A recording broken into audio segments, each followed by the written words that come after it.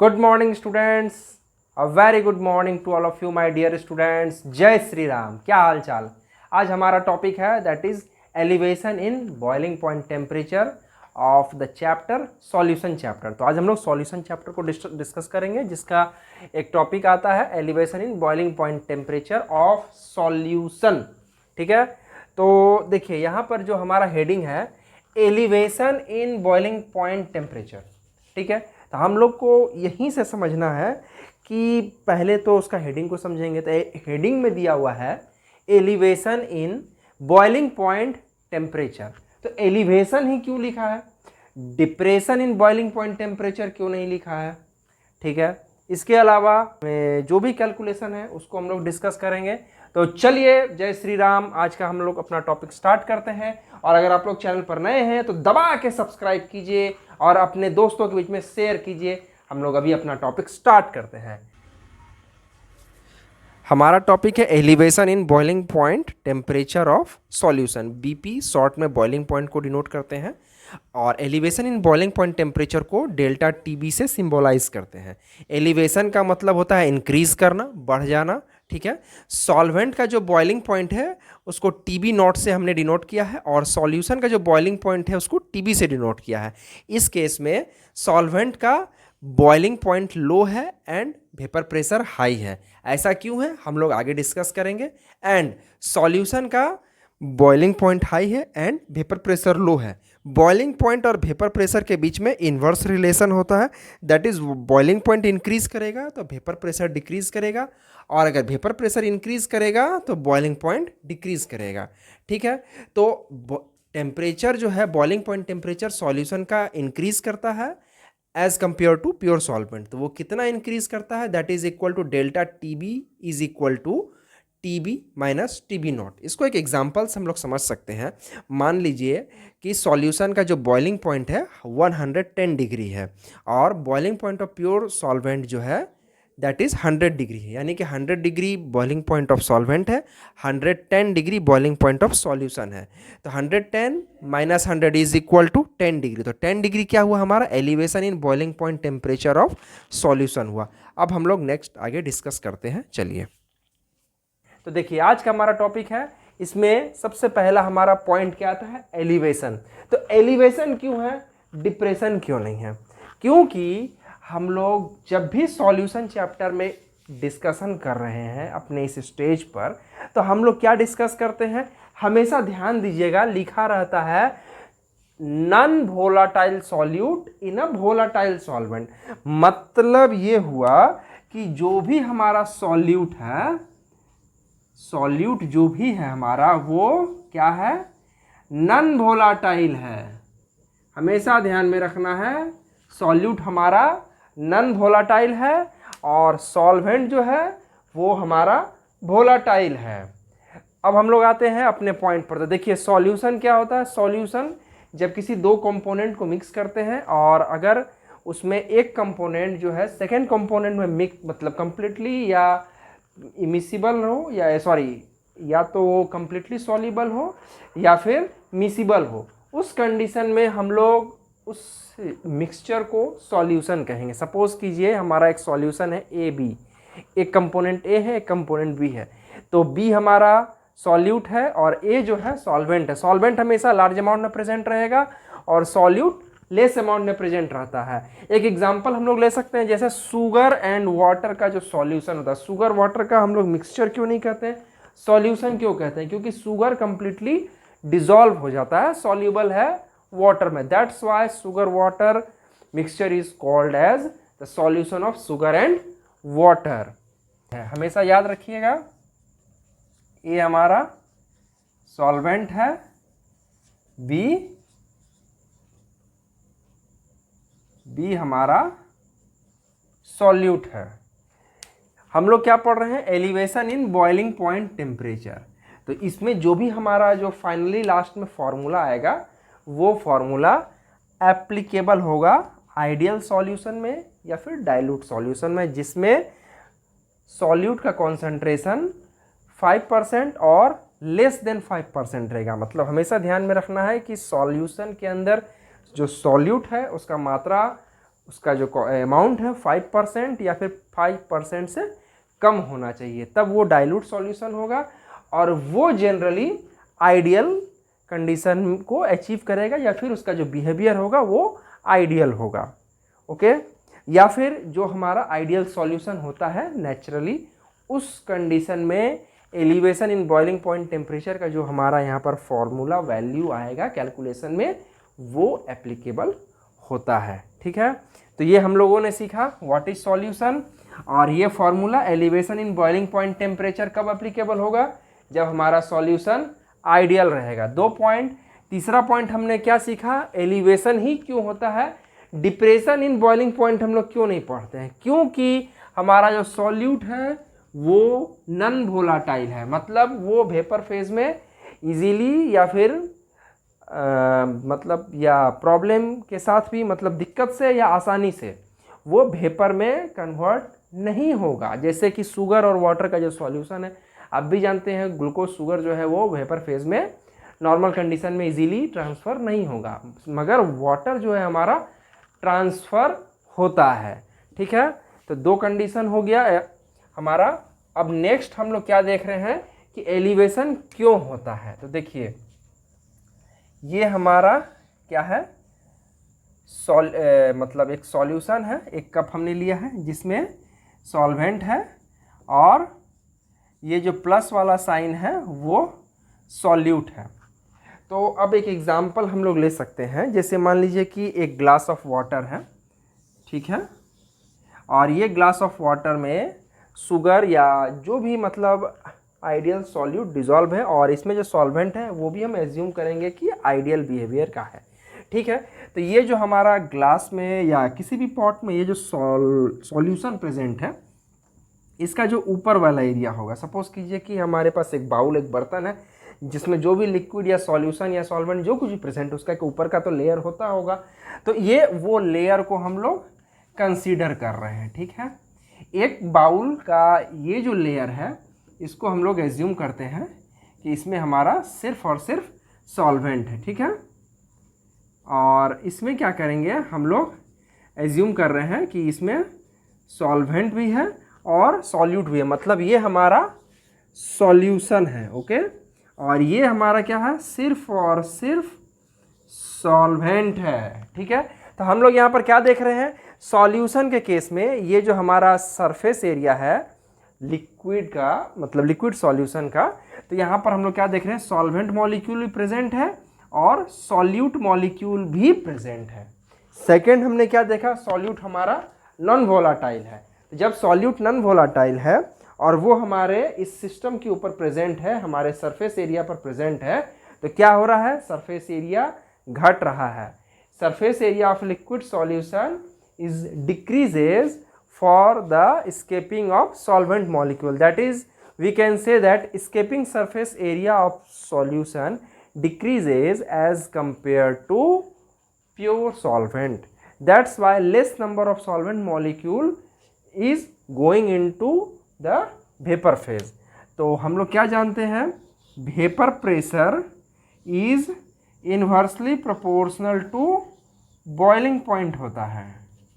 ठीक है, vapour pressure is inversely proportional to boiling point होता है। And what is boiling point, सवाल ये उठता है।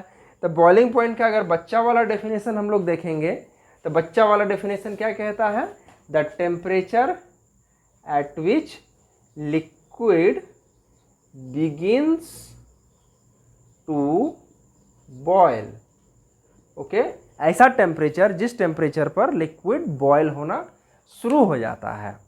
बट जब हम लोग टेक्निकल डेफिनेशन देखेंगे तो वो क्या कहता है, the temperature at which vapour pressure of the liquid becomes equal to the atmospheric pressure.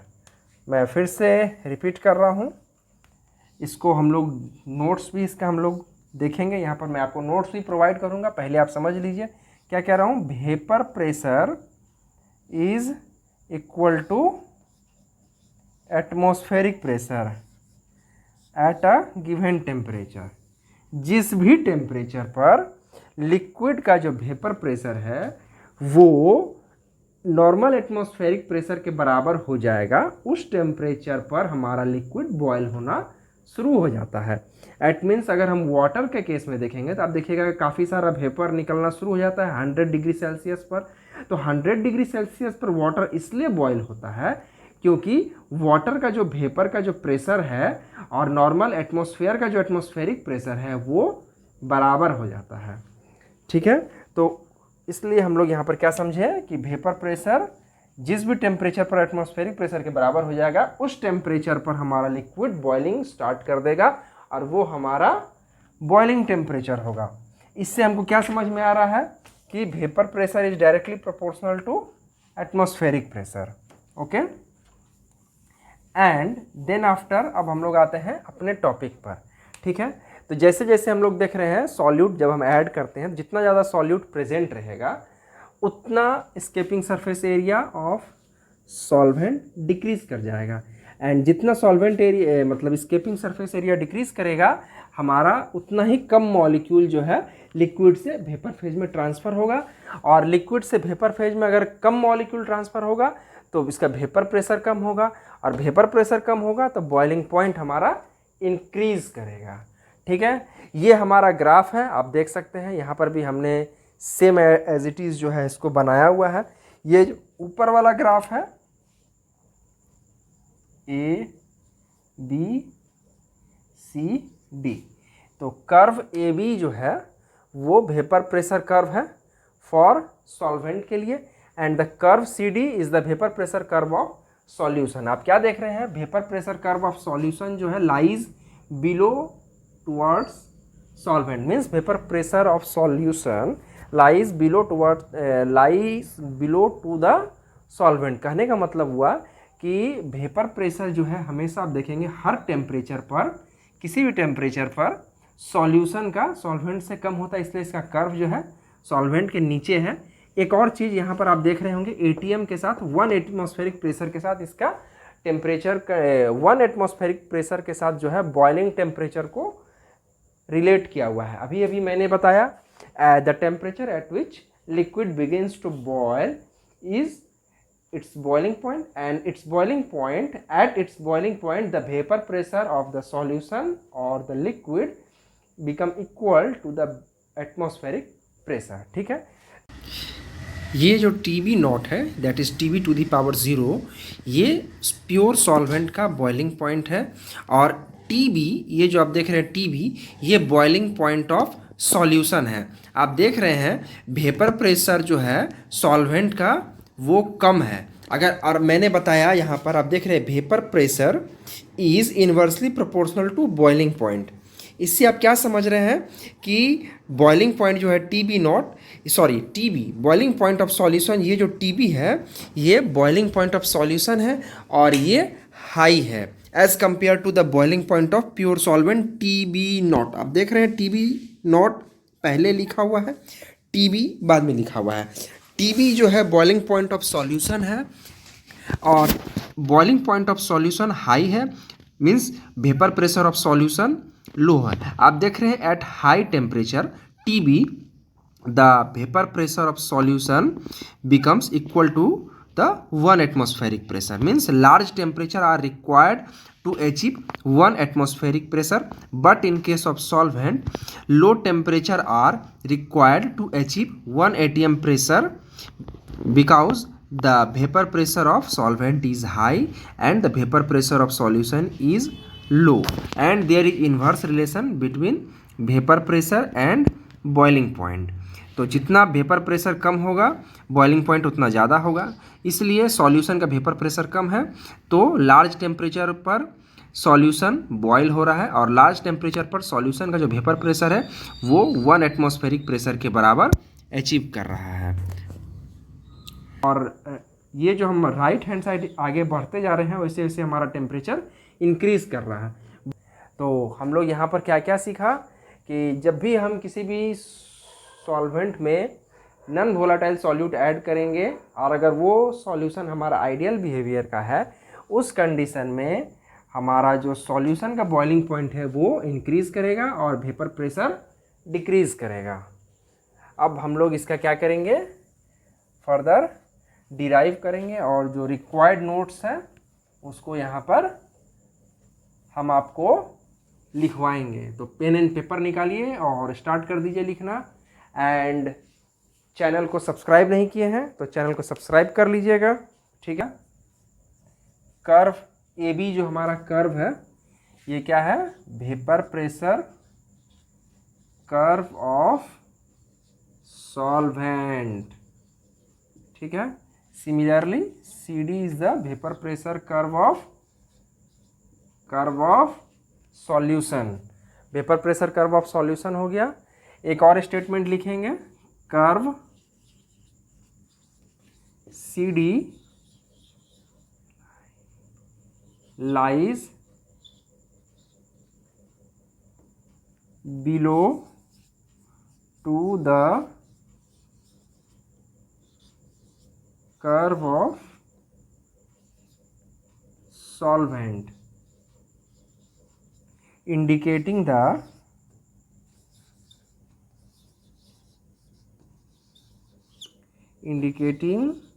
the lower vapor pressure of solution, ठीक है। Next delta T B, delta T B is equal to क्या हो जाएगा हमारा, जो elevation in boiling point, मतलब boiling point कितना elevate कर रहा है, कितना इंक्रीज कर रहा है। तो हम क्या देख रहे हैं, ये हमारा सॉल्वेंट का बॉइलिंग पॉइंट है और ये सॉल्यूशन का बॉइलिंग पॉइंट है। तो मतलब क्या हुआ, ये जो इतना दूर का जो टेम्परेचर है यहाँ से इंक्रीज करके यहाँ तक हम लोग को पहुँचने में जो टेम्परेचर इंक्रीमेंट हो रहा है, that is the elevation in boiling point temperature. तो ये हम लोग को कैसे फाइंड होगा, तो टीबी का वैल्यू बड़ा है, टीबी नॉट का वैल्यू छोटा है, तो बड़े से हमेशा छोटा को घटा देंगे तो ये जो हमारा रेस्ट ऑफ द पार्ट है वो मिल जाएगा। तो delta TB is equal to क्या हो जाएगा हमारा, टीबी माइनस टीबी नॉट। ये क्या हो जाएगा हम mathematically, elevation in boiling point of solution.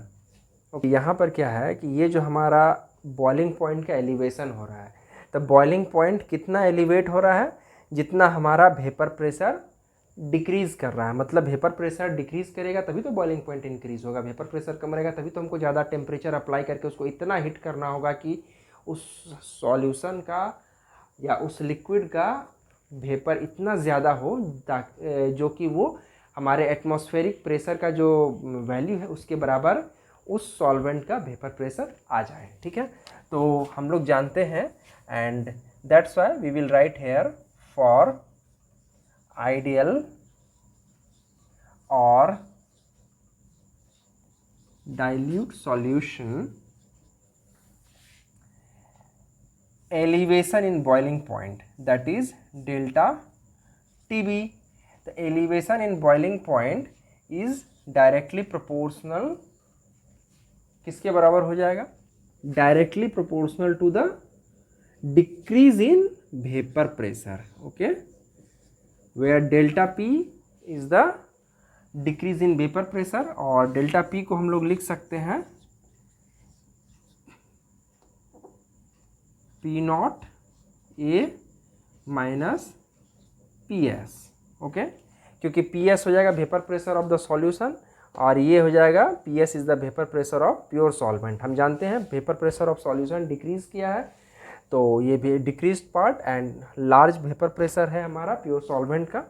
तो ये this is our vapour pressure decreasing when we get solution from the solvent, okay. So decrease in boiling point is directly proportional to the, elevation in boiling point is directly proportional to the decrease in vapor pressure of solution। तो वो कितना vapour pressure हमारा decrease हुआ है, that is P naught A minus PS के बराबर decrease हुआ है। वेपर प्रेशर जो हमारा सॉल्यूशन का जो भी है उस वैल्यू को जब हम प्योर सॉल्वेंट के वेपर प्रेशर से डिक्रीज करेंगे तो हमको डेल्टा P मिलेगा। Delta P is the decrease in the vapour pressure, okay. And for dilute or ideal solution decrease in vapor pressure is directly proportional to molality of solution। तो ये हमारा दो formula हो गया, that is delta P is directly proportional to decrease in vapour pressure and delta P is directly proportional to molality of the solution which is denoted by small m। तो from this equation 1 and 2 जब हम इस दोनों equation को compare करते हैं या फिर ऑन मर्जिंग 1 एंड 2 हम लोग को क्या मिलता है, delta T B is directly proportional to decrease in vapor pressure and decrease in vapor pressure is directly proportional to molality of the solution। तो ये वैल्यू कितने के बराबर हो जाएगा, delta T B is directly proportional to molality हो जाएगा हमारा। And this proportionality when we remove from here we get a value of constant that is known as proportionality constant, that is after removing the proportionality we get a constant that is called kb into m। तो this one is our final equation of elevation in boiling point temperature। तो हम लोग क्या देख रहे हैं, delta T B is equal to K B into m, where K B क्या है हमारा, एक कांस्टेंट है, उसको हम लोग प्रोपोर्शनलिटी कांस्टेंट भी कह सकते हैं या फिर मोलर एलिवेशन कांस्टेंट या फिर एब्यूलोस्कोपिक कांस्टेंट भी बोल सकते हैं। किसको बोल सकते हैं, के बी को बोल सकते हैं। तो के बी का जो वैल्यू हो जाएगा, अच्छा वैल्यू को हम लोग बाद में डिस्कस करेंगे, पहले इसका नेम को डिस्कस कर देते हैं। मोलर एलिवेशन कांस्टेंट या फिर एब्यूलियोस्कोपिक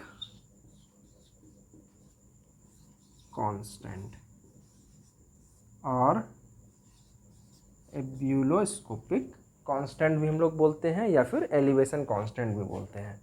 तो this one is our the value और the equation of elevation in boiling point temperature. अब हम लोग क्या करेंगे, नेक्स्ट क्लास में इस इक्वेशन का डेरिवेशन करेंगे। ठीक है, तो वीडियो अगर अच्छा लगा हो तो चैनल को सब्सक्राइब कीजिएगा